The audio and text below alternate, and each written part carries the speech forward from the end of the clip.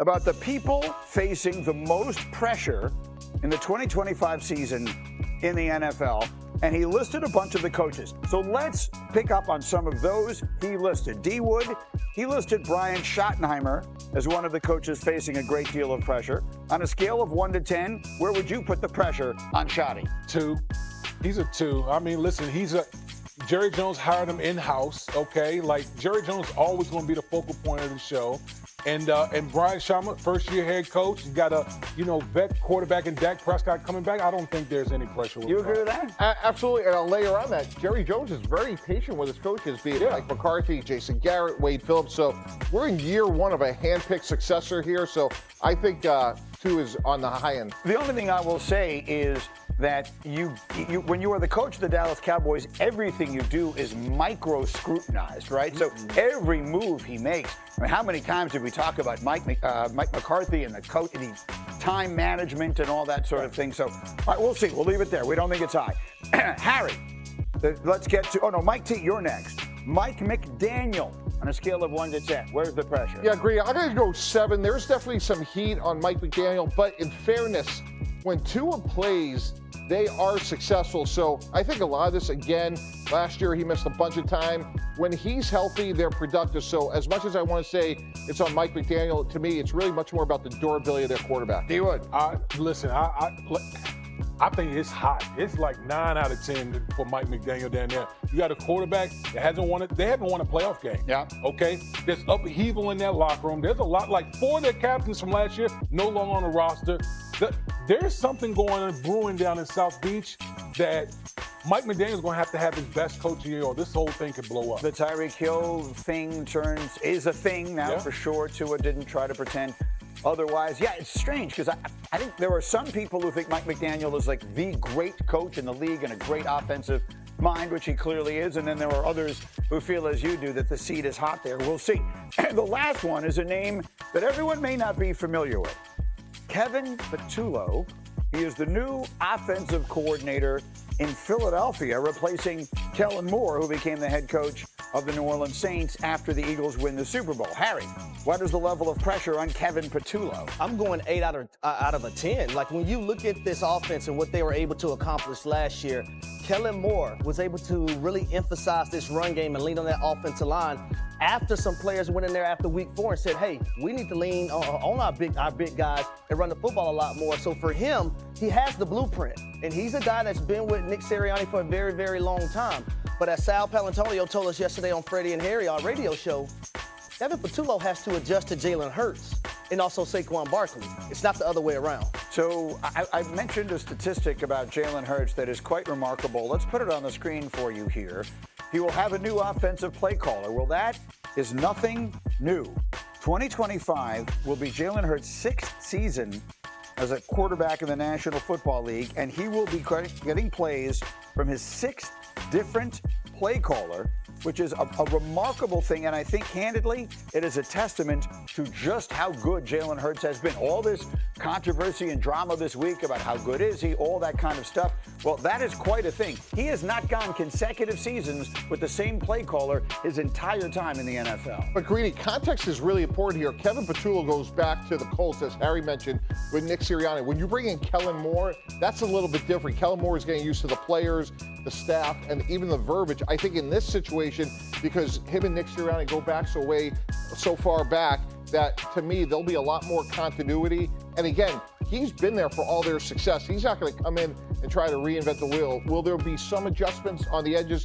Absolutely. But I think this is a lot easier than it was last year. Well, I beg to differ. It won't be a lot easier because Kevin Patullo has never called plays before, right? So that's a big adjustment in itself. When you've never done it in those live bullets, you're trying to figure out, okay, well, what play do I need to get to next? Okay, we're in the red zone. It's 3rd and 1. Okay, probably the tush push, but we're 3rd and 5. Are you anticipating the blitz? What's going to happen? What are you going to call in those situations? So that's the difference, I believe, because Kevin Patullo has never called plays before. And it's also the reality, D. Wood. I mean, whether it's fair or not, or reasonable or not, and they can say they're not defending anything, or we all know the reality of it. Anything short of the Super Bowl is an abject failure for this team. They're the defending champs, and they look, at least on paper, like they should be the best team in the sport again. Yeah, and listen, as a guy who's, anytime you're the defending champs, every team plays you like you're the defending champs. So you're going to get every team's A game up this upcoming season. So there's not going to be a lot of room for error for a first-time play call. I continue to be amazed, by the way, just to put a ribbon on it. I'm sorry to cut you off, but we're going to run up against the bottom of the hour. The number, Jalen Hurts, what he has overcome, 6 different play callers in the NFL. Meanwhile, he went from 2 different college systems, right? Alabama, Oklahoma. He has been all over the place, and all he does is succeed. I think it's a testament to his work ethic and all the rest of that he's overcome stuff that might have sidetracked. Panic or patience on this Football Friday. Harry, I begin with you. Justin Fields carted off the practice field yesterday, has a dislocated toe on his right foot. Panic or patience? Patience, everybody. Patience, Mike Greenberg. You as well. Big Woody, you along with Brandon. This is why you have your backup similar to your starting quarterback. He didn't tear anything. He didn't break anything. He's going to be back.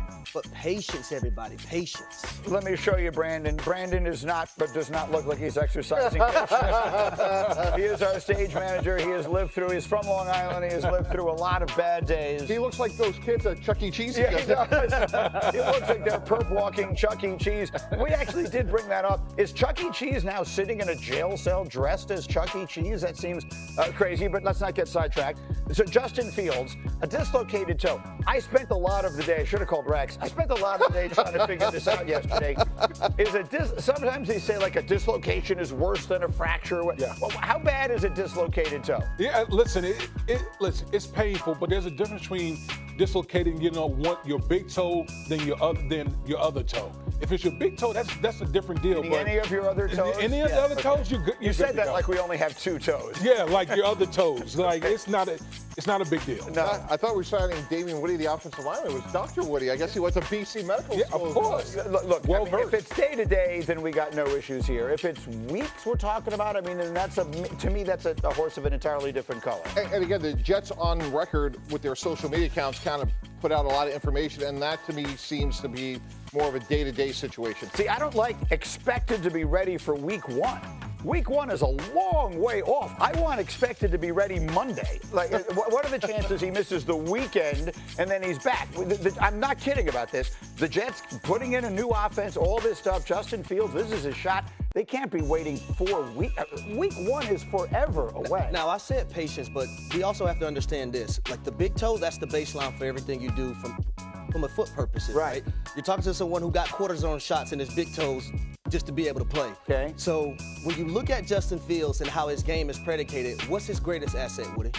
Athleticism. Yeah. So if you're running the zone read with Breece Hall and you don't have that ability to push off and cut on the dime, then it can become an issue for your offense and some of the things that you want to do. Just to let you know, I just took a peek on X. Yeah. He's already on the practice field. He's on the practice field. Yes. Justin Fields is practicing today. All is well. We can go to the next topic.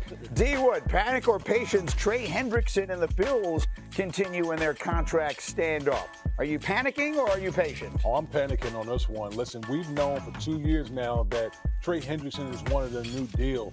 And if you're the Cincinnati Bengals, you need one of your top playmakers back out on the field. You got new defensive coordinator in Al Golden. You need all your horses available to get this thing turned around. And for the Cincinnati Bengals and Trey Hendrickson to be at this impasse right now, yeah,